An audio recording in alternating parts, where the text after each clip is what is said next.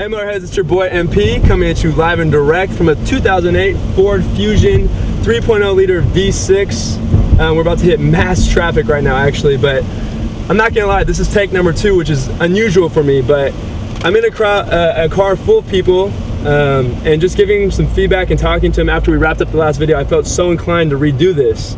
I had mentioned in the first video you know, the sluggish feel of this 3.0 liter V6, 220 horsepower.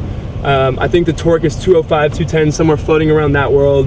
And I know that they've made some motor adjustments for the 2010 models. They've obviously introduced the 2010 hybrid version, which according to Motor Trend is the car of the year, which I think is probably utterly bullshit, but I'll give them the benefit of the doubt since I haven't driven it.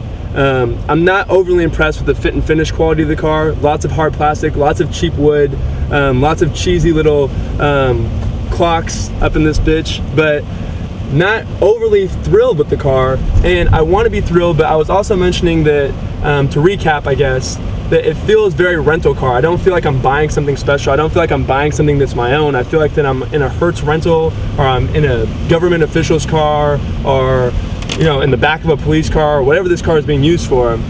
I just don't feel like it's mine. I'm sitting on very cheap velour-like Motel 6 seats. I'm dealing with a steering wheel that gives me no feedback from the wheels. It's not tight, it's not loose, it's just kind of meh. It's kind of just like bland. It's a very vanilla feel, and I'm looking for more of a spicy punch. So not really overly impressed or confident with the drive quality. And when I say drive quality, I mean the performance aspect. It does absorb a lot of the bumps in the road. I mean, the suspension seems to be decent, but when I look at the nutshell aspect of this car, what I want from as a driver, and as you guys know from my previous videos, I'm definitely more performance based, is not catering to my needs. And being that this is a family sedan, as a daddy, I'm probably gonna be unhappy. It's just not really that great, and I don't know how Motor Trend, now again, I give it merit, this is a 2-year-older car and it's something completely different, but the whole entire inside would need to be different for me for this to be the 2010 car of the year. This car is built on the same platform as that of a Mazda 6. Lincoln also offers a family-sized sedan that's built on this platform, obviously, since Ford owns Mercury, Lincoln, and Mazda. I'm just not like sold on the product, and I think that when we do some behind-the-scenes action and look at the build quality and look at some of the glue used to hold this car together, you get an idea of what this is really about. And I had said before that this is certainly not a want car. I don't think you go into a dealership wanting this car. I think you go into a dealership or you do your back-end news research thinking that this is more of like a need car. You need something at a good price. You need something to, you know, truck your family around. But I don't think this is something that gives you goosebumps when you drive. I don't think this is something that's going to be your weekend getaway, drive down to Santa Cruz. You know, this is more like I want to put on Sheryl Crow and drink fruit punch and drive my kids to school and live a very bland lifestyle. And that's essentially, I think, what the Ford Fusion really embodies.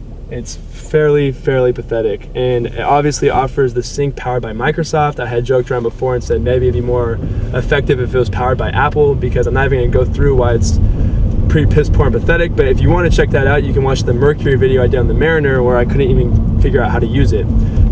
Good storage in the car. Americans love their cup holders. There's like 20 in the front seat.